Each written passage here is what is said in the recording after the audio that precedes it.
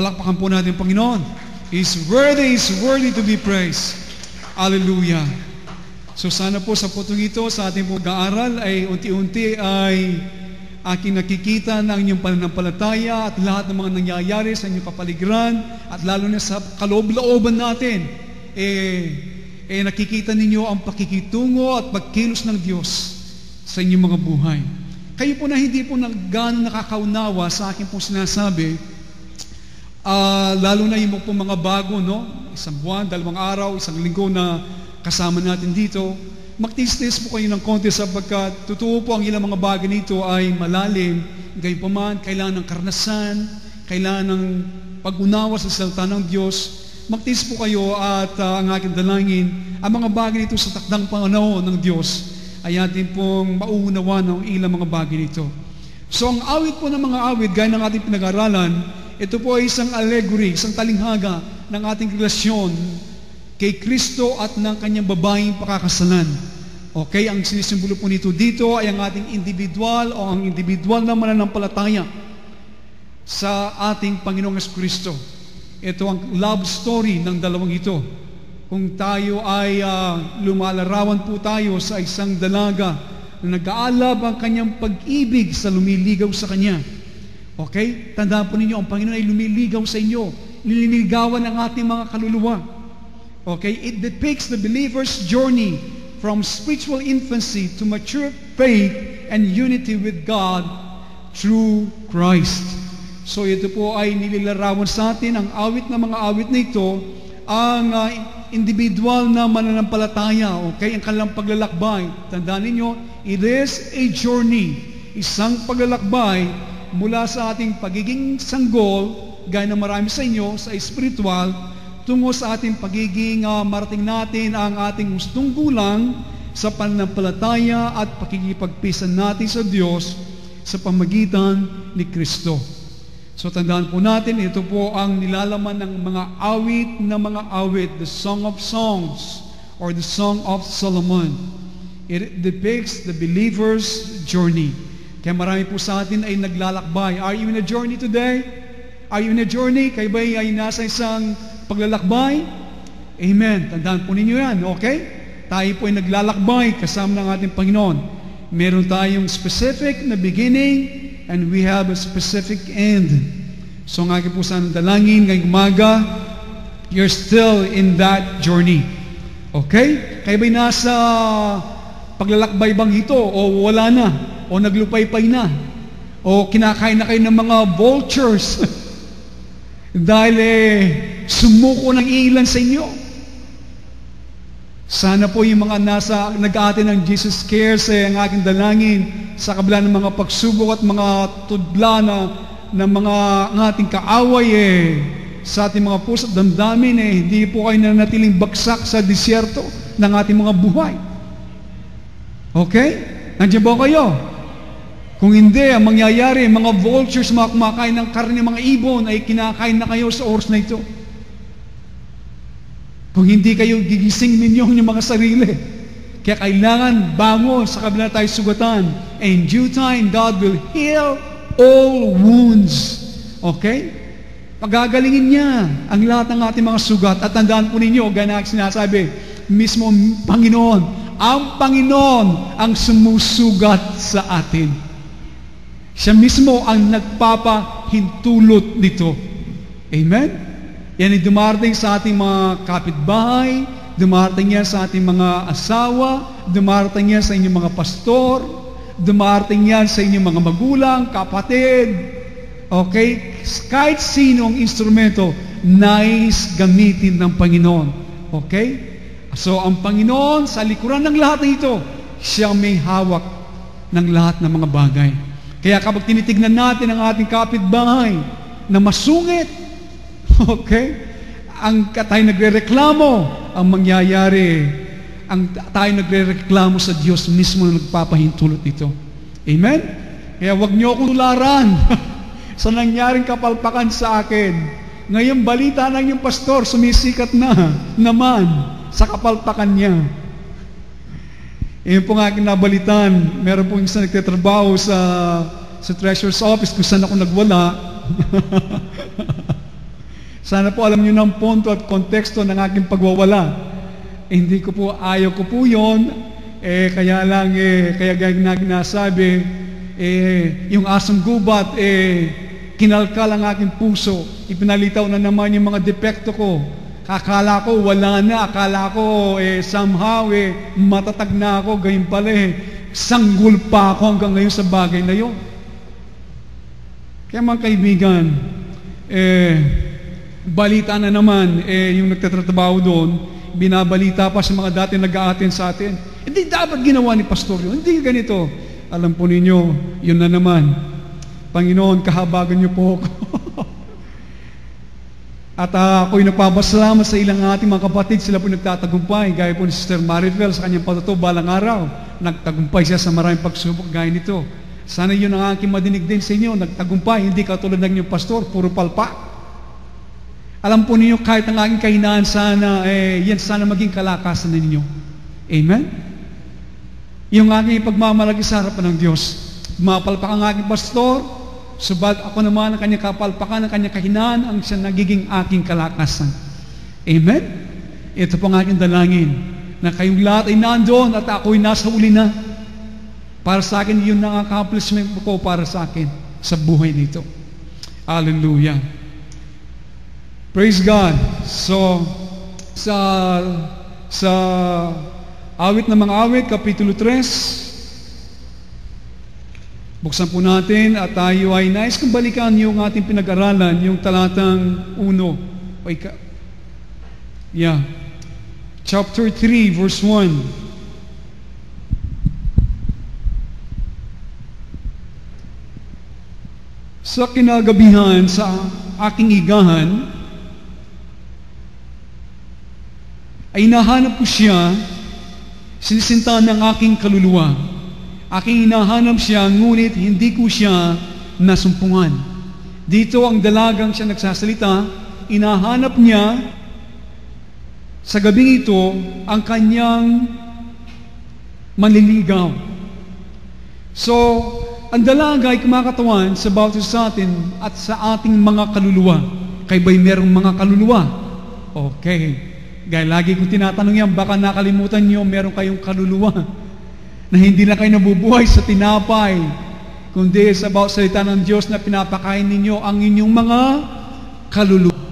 Kaya kung kayo'y matalik na kumain, masarap, okay, kahit na yung mga gulay na dinadala dito ni Brother Ruiz, talagang ganang-gana kayo, kung hindi nyo pinakakain ng mga kaluluwa, isang araw lang, hindi kayo makabasa ng Bible, alam po ninyo, lilitaw yan sa ating mga ugali at sa ating mga asal. Meaning, kayo'y naghihina.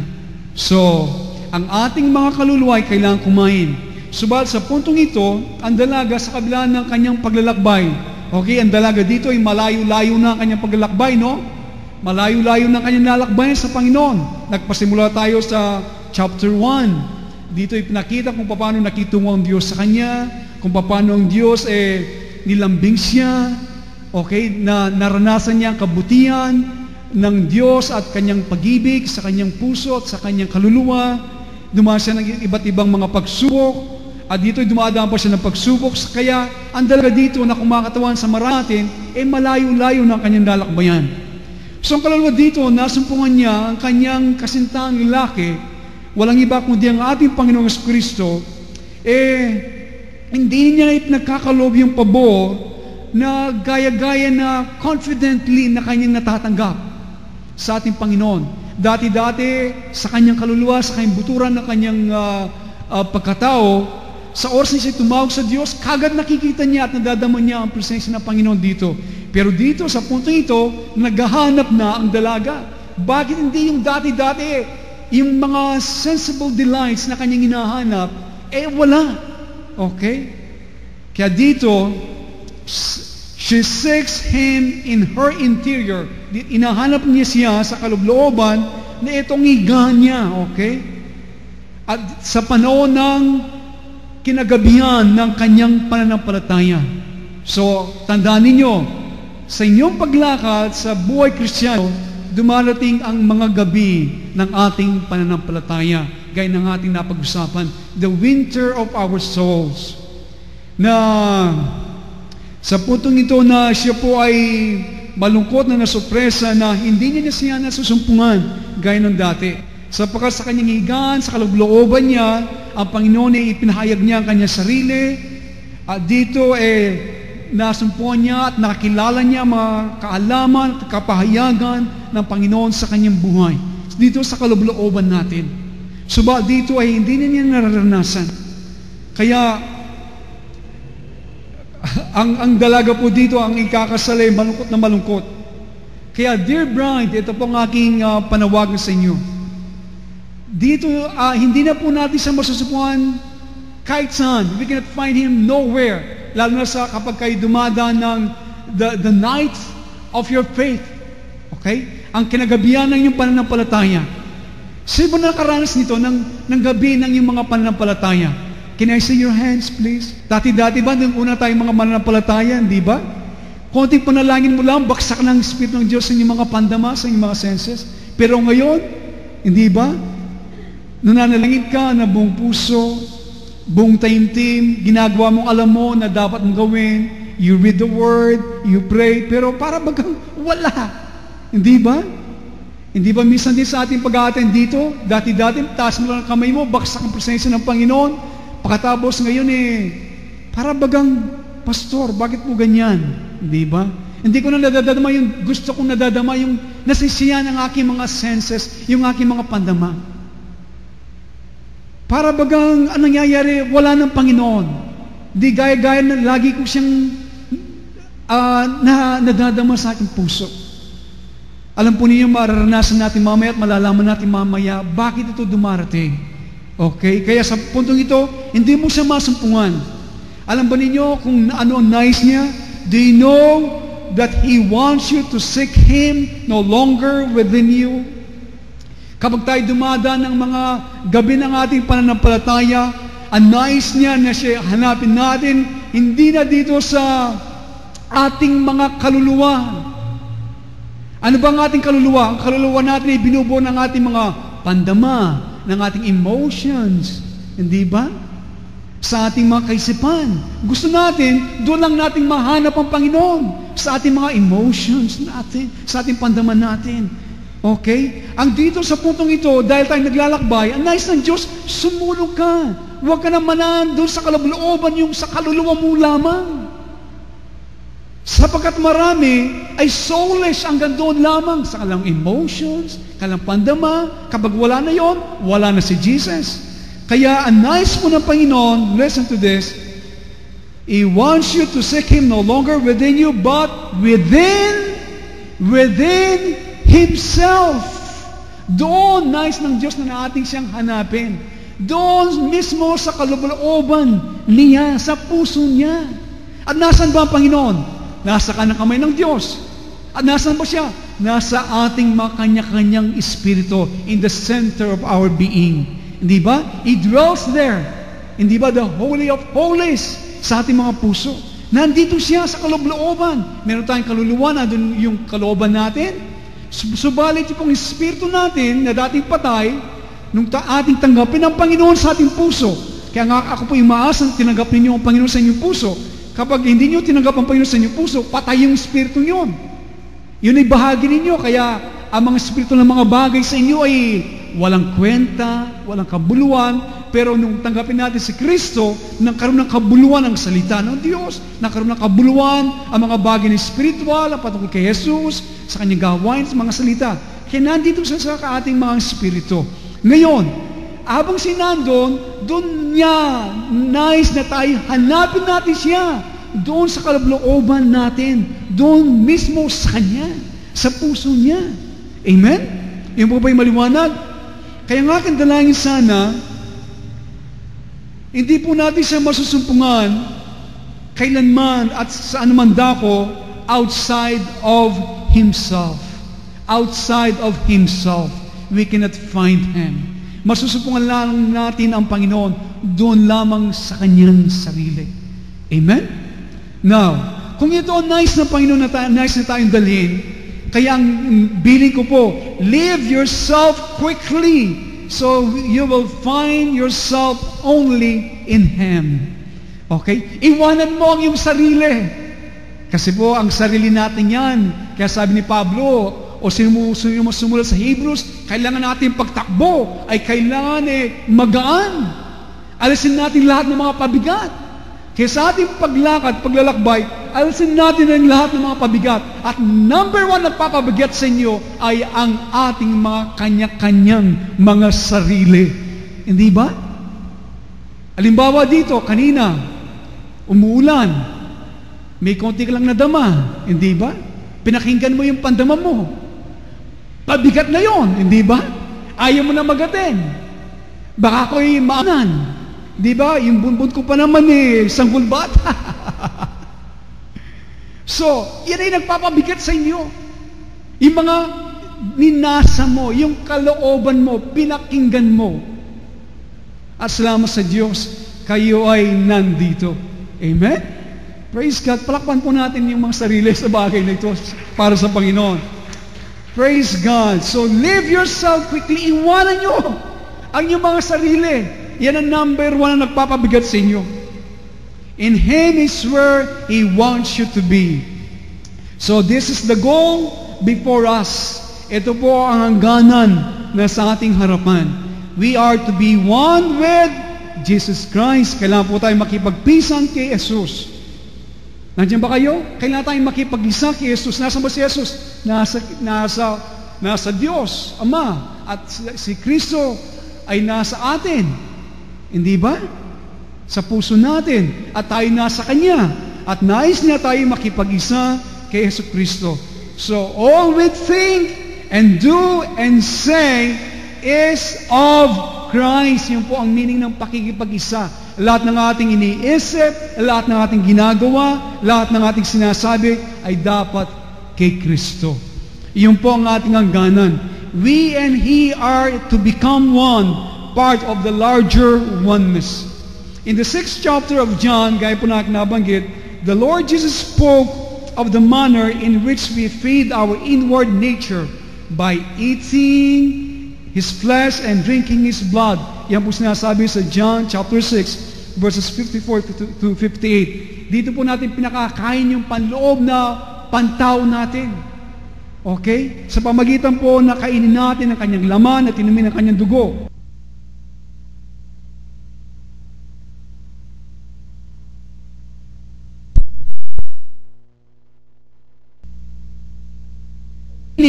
Ang ibig po sabihin noon each day, a portion of evil is set before us. And each day, a portion of divine grace is given to us to overcome the evil. Take note of that.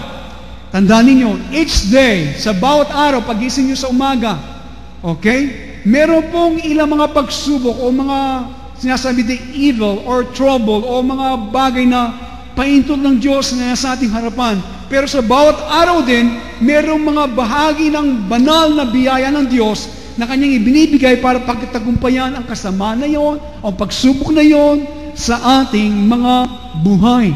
Amen?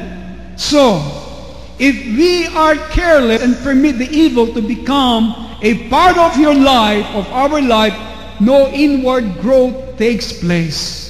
Kung kayo po ay magiging pabaya, kung kayo po ay paintulutan nyo ang kasama na ito na pagtagumpayan kayo, na minsan paintulot ng Diyos, at maging bahagi ng inyong buhay, wala pong panloob na paglago ang mangyayari dito sa atin. Kapag po kayo ay nagtagumpay sa pamagitan ng biyaya ng Panginoon, yun ang pagkain natin ng kanyang dugo o pagkain ng kanyang laman at ng kanyang dugo. So nga po sa dalangin, huwag po kayo maging pabaya. Amen? Huwag kayong mga careless. Ito po, bumabagsak ang marami. Ako rin po, nararanasan ko ito.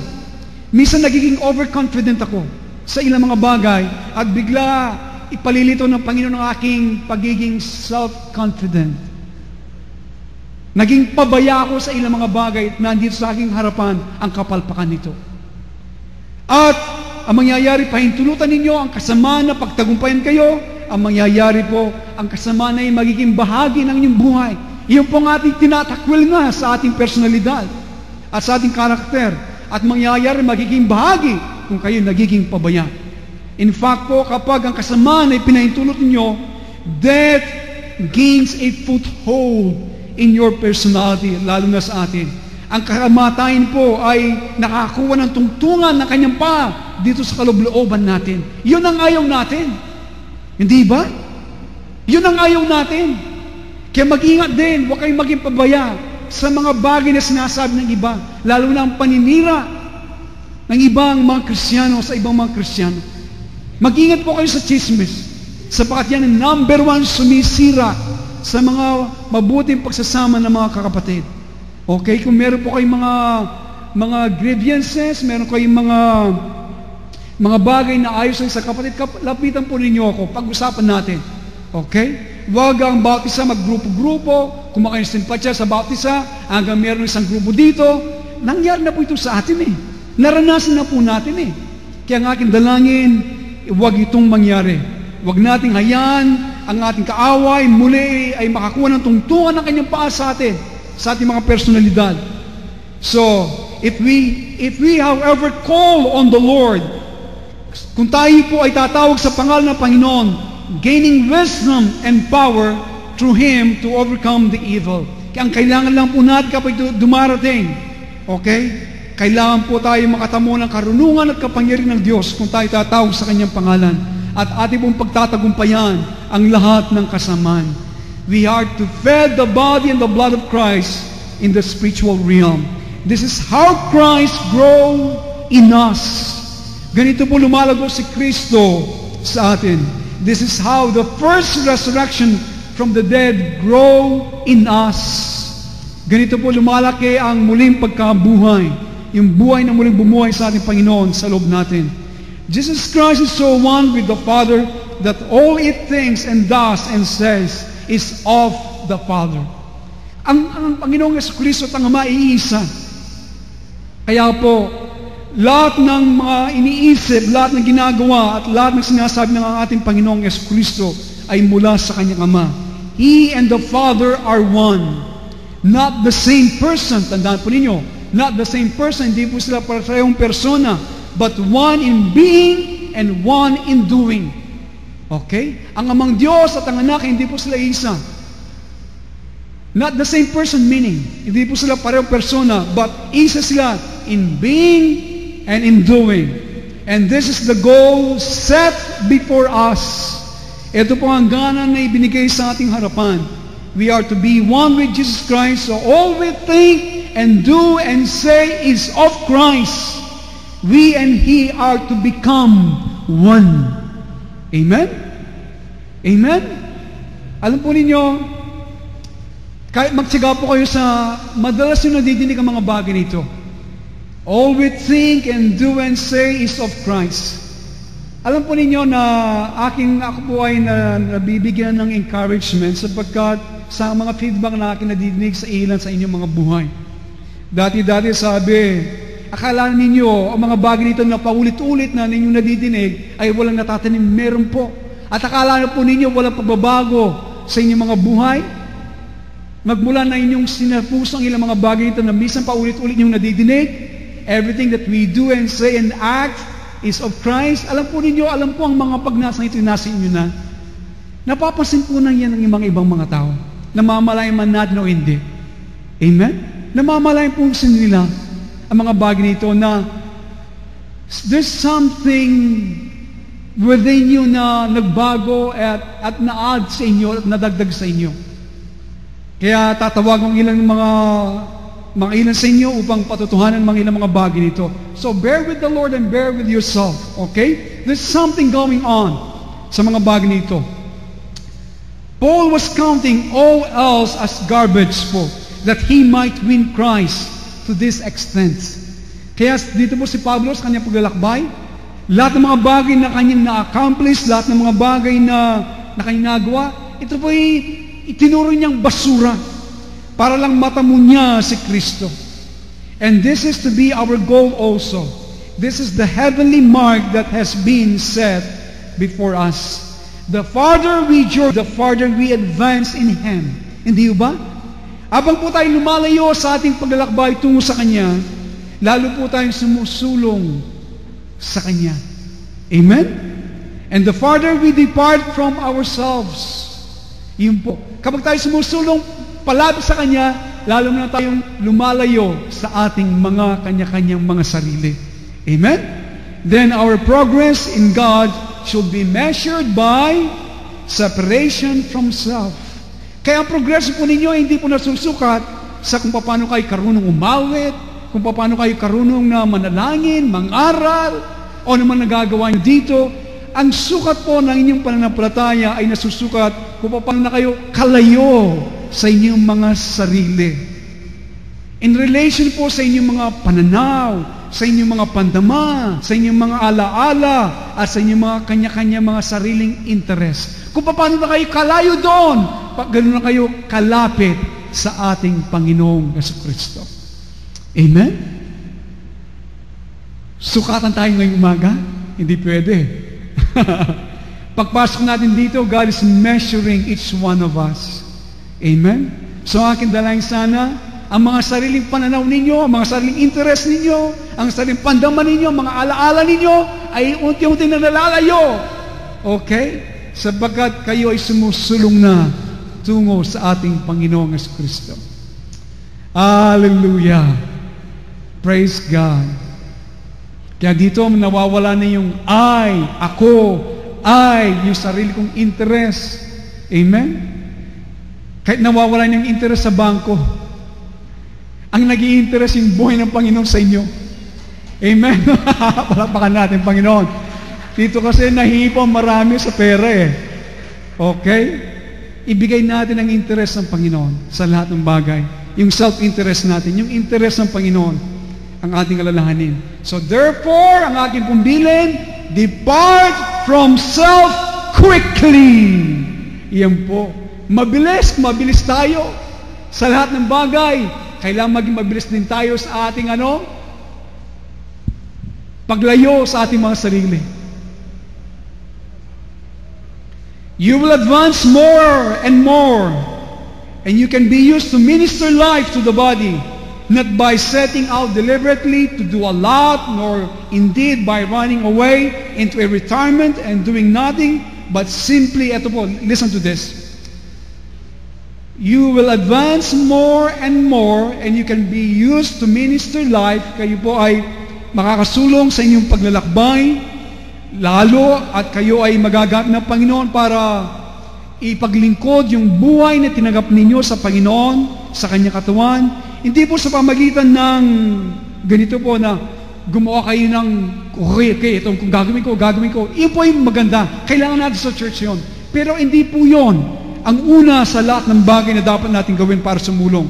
At pangalawa, hindi naman yung tayo ay pupunta tayo sa malalayang lugar para mag-retire doon at walang gawin, umupo lamang, okay? Hindi po yon.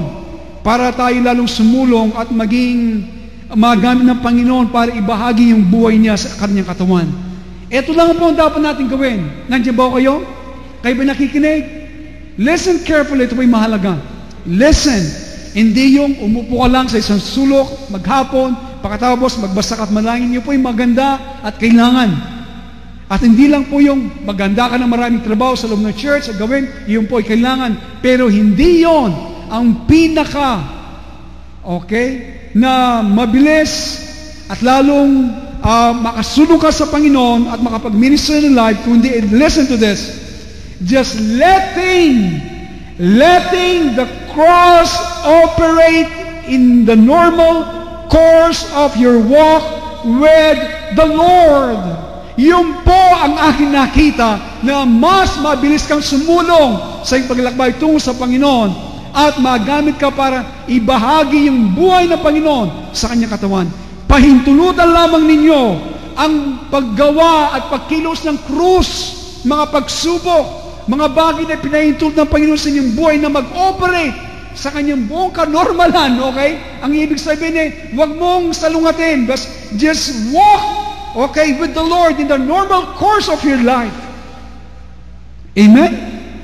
Kaya, yung pong sinasabi ko, yung let the order of divine providence na humawak sa inyong buhay, yung pong inayos ng Diyos sa araw na ito.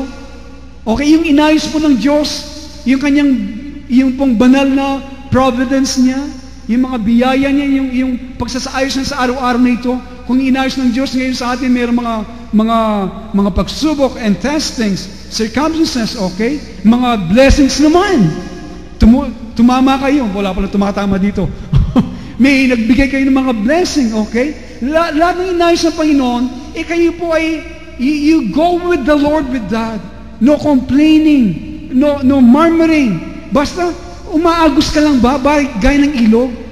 Yun ang pinakamabilis na kayo sumulong at makapag-minister ng life sa Diyos. Amen? Inyo po naunawaan? Sapagkat sa puntong yon, habang umaagos ka sa kanyang buhay, marami siyang itinuturo, marami siyang binabaksak sa iyo, lalo na ang kanyang buhay, karunungan, at ang kanyang muling pagkabuhay sa inyong mga puso. Amen? Just submit, okay? Letting the cross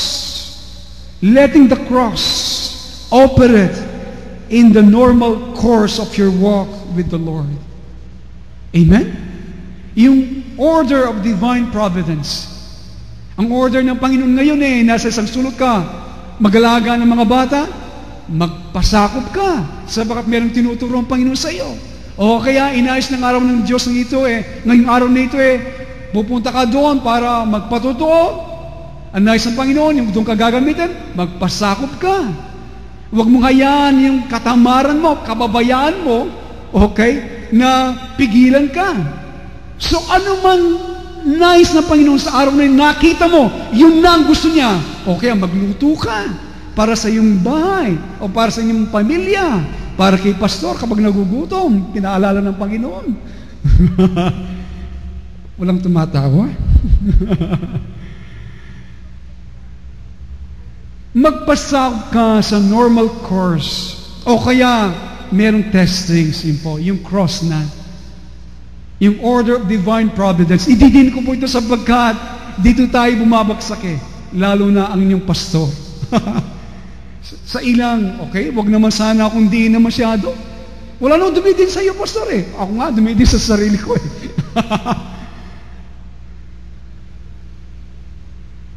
Ayaan po ninyo ang krus na manigobra sa ating mga buhay.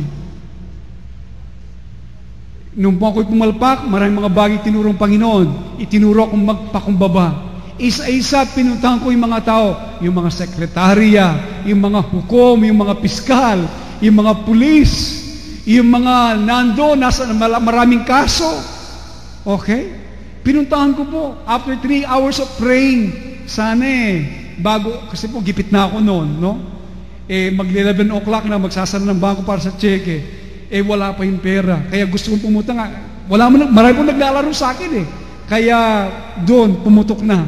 Pero after doing that, pumunta ako sa isang lugar sa Prayer Mountain, o sa Zion, dito po sa center. Then I shut myself with the Lord. I prayed for 3 hours hanggang ibinalik ng Diyos ang aking composure. Okay? Ipinakita niya na behind those things, nandoon siya. Kaya, isang bagay na tinuro ng Panginoon, nagpakumbaba, at marami pa, balang araw ay aking pong share sa inyo. So, thank God for that. Nagpasakop ako. Hindi ako nagreklamo. Sa kabilang masakit ang aking pandama, no? Napahiya ang Diyos, aking mga asal, napahiya. Kayo, iniisip ko kayo. Ano kaya sasabihin ng mga tao, kongregasyon? Iniisip ko kayo, okay? At nasaktan ako sa aking mga mahal sa buhay. Marami po. Kaya marami din ginawa ang Diyos na pag-oopera sa aking puso. Pero nagpasakop ako po. Nagpasakop ako. Hindi ko pinuntahan ng aking tatay sa oras na yon, na sinabi niya ako may connivance, dinadaya ko siya kasama ng aking kapatid para makakuha ng pera, hindi ko siya sinumbat. Okay? Sa kabila po masakit ang aking pandama, gusto ko talagang ipagtanggol ang aking sarili, pastor ako, ganito ang iniisip sa akin. Alam po ninyo, yung isang bagay na lagi sumusumot sa aking kaisipan. Sa oras na kailangan nila ako nandoon, ginagabi, napupuyat, okay? Dapat ako mag-prepare ng sermon, nasa bilangguan ka, tinutulungan mo, nasa hospital, sa oras na kailangan, pero sa konting bagay, nagko-connivance, yun pong sinusumbat ng kaaway sa akin. Pero I submit to the order of divine providence. I submit to the cross of God. I submitted. So unti-unti ngayon binabalik ng Diyos. Hindi ako po pwede magsalita sa inyo kung ang mga bagay nito hindi ko nararanasan. Hindi ko, nandiyan ka ba? Bakit mo ginawa mo sa akin to? Alam po ninyo merong panahon na kailangan mong sa takdang panahon ng Diyos na ipaliwanag mo yung sarili sa kanyang panahon, okay? Pero hindi yung ang puso mo nandyan ang galit. Nandyan yung sarili mo na naman. Okay, sariling kapakanan, sariling interes. Okay? Kailangan pala iwanan natin yan. Iwanan natin maging mabuti o maging masama. Hindi po naunuan. Kaya paano po tayo susulong na mabilis at makapag-minister, makapaglingkod ng buhay sa katawan ni Kristo? Ano po yon? Ano po yon? Letting the cross operate in the normal course of your walk with the Lord. Amen? Kahit lang po itong matanim sa inyong puso, sapat na ngayong umaga. Kapahintulutan po ninyo ang krus ay manigobra, kumilos sa normal na takbo ng ating buhay at paglakad sa Panginoon sa araw-araw. Amen? Amen? Sister Nani, kasi tama ka na mag-advance. Okay? Second me, sister.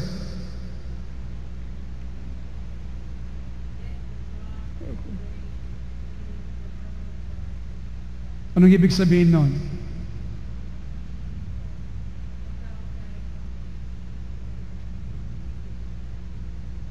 Amen.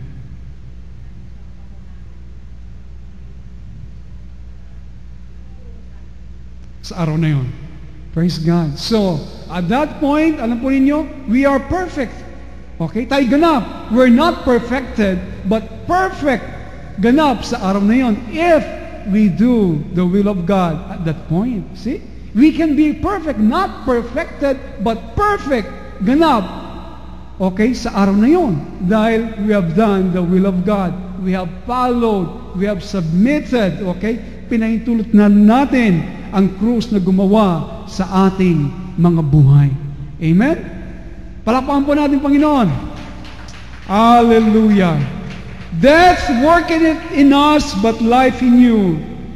Anything that God takes through by the way of the cross will spontaneously bring increase in our lives. Amen? Tayo pong lahat ay manalangin. Hallelujah. Thank you, Jesus. Hallelujah. Napakabuti mo, O Diyos. Napakabuti mo. Ang Panginoon po ay nasa ating kalagitnaan. Bow your heads, please, and close your eyes. Maniwala po kayo, siya po ay naglalakad ngayon sa ating kalagitnaan. Just feel His presence and believe. Sa umagang ito, He is so in love with our soul. At ganyan din po sana, magkaroon po ng reciprocal na ang pag-ibig na ito na Kanyang ipinagkakaloob sa atin sa oras na ito, sa pamagitan ng Kanyang mga salita, sa pamagitan ng Kanyang mga bagay na itinuturo sa atin, mga kaalam at mga karanasan. Yan po ang Kanyang kapahayagan ng Kanyang pag-ibig sa atin at marami pang mga kapahayagan. Alam po ninyo, ang aking dalangin sa bawat isa sa atin, na tayo ay lumago sa pag-ibig sa Diyos. lumago sa pag-ibig sa Kanya. Love Him above anything else in this world, lalo na higit sa ating mga sarili. Amang Diyos, nandito po ang iyong mga lingkod. Bawat linggo, anumang panahon, anumang kalang naranasan, anumang kalang nadadama, Panginoon, nandito mo sa iyong harapan ng iyong mga lingkod, nagtatapat sa iyo sa abot po ng kalang makakaya. Dalayan ko, Panginoon, sa umaga ito, masiyahan ka nawa sa kalang kapahayagan ng kalang pag-ibig sa iyo. Lord, you know that we love us, and we love you, Lord. Tulungan mo kami, Panginoon, sa araw-araw na kami po'y lumalaki sa iyong pag-ibig. Sa iyong pag-ibig. Ikaw ang pag-ibig, O Diyos. Ikaw ang pag-ibig. Tulungan mo kami, Panginoon, na ang pag-ibig na ito ay aming maipakita. Panginoon Diyos, pamagitan na aming maipaglingkod ang iyong buhay sa iyong katawan. Hindi ito para sa amin, Panginoon, kundi para sa iyong katawan. Tulungan niyo kami, Panginoon Diyos, na ma-minister ang iyong buhay. Minister ang iyong buhay sa iyong katawan. Lord God, help us, Lord, not to be a stumbling block of your life, but a vessel. Sa umaga ito, Panginoon, patawarin niyo po kami. Panginoon Diyos, ngayong umaga, nakikita mo po ang mga pangangailangan ng iyong mga anak, ang mga alalahanin, mga kabalisan. Sila na mayroong mga karamdaman, mga mahal sa buhay, O Diyos, na sila nagpapabigat sa kanilang mga damdamin. Ano man ito, O Diyos, ang aking pundalangin ngayong umaga, abutin niyo po sila. Ipuin mo at ipagkaloob mo ang iyong pananampalataya. Bigyan mo sila ng mga Panginoon na makalundag sa lahat ng ito, O Diyos, at makarating sa iyo. Dalayan ko, Panginoon, gamitin at kilalanin kanila sa bawat mga pangyayari at bawat mga hinanan at sa bawat pananampalataya at sa bawat kasaganaan at pagpapala. Ikaw ang kanilang makita at makilala upang, O Diyos, ang lahat ng mga ito ay nagbubunga sa aming ikabubuti, lalo na, Panginoon, sa aming pong pakikipagpisan sa iyo. Kaya, Panginoon, salamat ngayong umaga. Nakakatiwala akong bawat isa. Salamat sa kagalingan, salamat sa iyong provisyon, lalo na, Panginoon, sa karunungan at kapangyarihan na aming natatamo sa oras na kami tumawag sa pangalan ng aming Panginoong Jesucristo. Ipinagkakaloob, Panginoon, ang kalakasan, ang panloob na kalakasan dahil sa aming pagkain sa kanyang laman at pag-inom sa kanyang dugo. Salamat po, Diyos, na ibabangon mo kami sa unang pagbangon mula sa mga patay, sapagat, Panginoon, kami po ay nakikipag-isa sa iyo at si Kristo at ang kanyang buhay ang siyang umaapaw sa sisidlan na ito. Dahil, O Diyos, kami sumulong at lumayo na mabilis sa aming mga sarili. Salamat, Panginoon, sa umaga ito, ang aking dalangin, katulad ng ulan na aming nadidinig at bumabagsak sa aming mga balat. Ang aming dalangin, Panginoon, ngayong umaga at pagsamo, gaya ng iyong pinangako, ang masaganang ulan, O Diyos, na ibuhos mo sa kanya-kanya mga puso. Ibuhos mo, Panginoon, sa aming pagkatao. Panginoon, so that we will never be the same again sa aming paglisan sa gusaling ito. Lord, we thank you so much. We bless your name. We glorify you. We worship you. We give you praise. Let's all stand up and worship Him. Hallelujah. Worship Him. Worship Him. Sabihin niyo, idagdag mo ang iyong buhay sa aking Kristo. Ibuhos mo yung masaganang ulan. Ang puso ito ay nakabukas sa iyo. Ang lahat ng kwarto ng aking puso ay para sa iyo. aking kilalanin sa bawat sirkumstansya, sa bawat pagsubok at mga pagpapala ng aking buhay. Ikaw ang aking lahat-lahat. Ikaw ang aking buhay. Hallelujah! Worship Him! Worship Him! Hallelujah! Hallelujah! Hallelujah! We worship You! Minamahal ka namin amang Diyos. Ibinibigay namin ang aming buhay. Sinusuko ang aming mga kalooban. Hallelujah! Thank You, Jesus! Thank You, Jesus! Sinasamba ka namin. Minamahal ka namin ang buong puso. Hallelujah! Hallelujah! Jesus! Sambahin natin siya ng buong puso. Mahalin natin si puso, buong kaluluwa, buong lakas at pag-iisip. Hallelujah! Jesus! Jesus! Jesus! We worship You, we worship You, we worship You. Hallelujah! We love You, Jesus. We love You, Jesus. We bless Your name, we bless Your name, we bless Your name. Alasin mo, Panginoon. Alasin mo habang kami sumasamba sa iyo. Alasin mo ang lahat ng kabalisan. Alisin mo ang kabalisan. Alisin mo ang kabigatan. Alisin mo ang pamatok ng kasalanan. Alisin mo ang pamatok ng kasalanan, Panginoon, sa buhay na aking mga kapatid. Sa pangalan ni Kristo na aming tagapagligtas. Hallelujah! Sambahin mo siya. Hallelujah! Salamat, Panginoon, sa pagpapalaya mo sa amin. Salamat sa pagpapatawad mo. Salamat, Panginoon, sa kaligtasan. Minamahal ka namin. Hallelujah! Thank You, Jesus. Thank You, Jesus. Thank You, Jesus. We worship You. We bless Your name. Karabo Sunday. Hallelujah. Worship Him.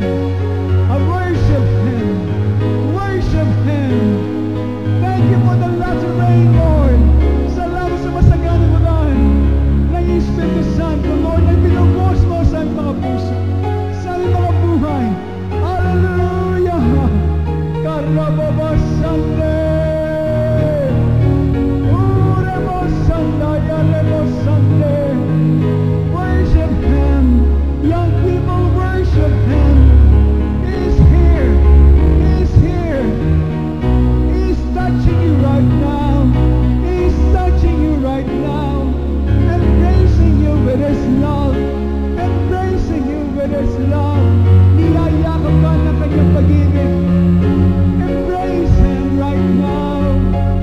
Offer yourself! Offer yourself! Surrender your will! Hallelujah! Hallelujah! He loves you so much! He loves you so much! Hallelujah! Jesus! Jesus! Jesus! Karabos Sunday, Arabos Sunday, Iarabos Sunday, Kiarabos Sunday, Captain of our soul, Captain of our salvation, Iarabos Sunday, Iarabos Sunday. You will do battle for us against the enemies of our soul, against sins in our lives. You do battle for us, giving us wisdom and the power. Hallelujah, hallelujah, hallelujah. Kiyarebos Sunday, Yarebos Sunday, Oh Ramoko Sunday. Hallelujah, hallelujah. Jesus, Jesus.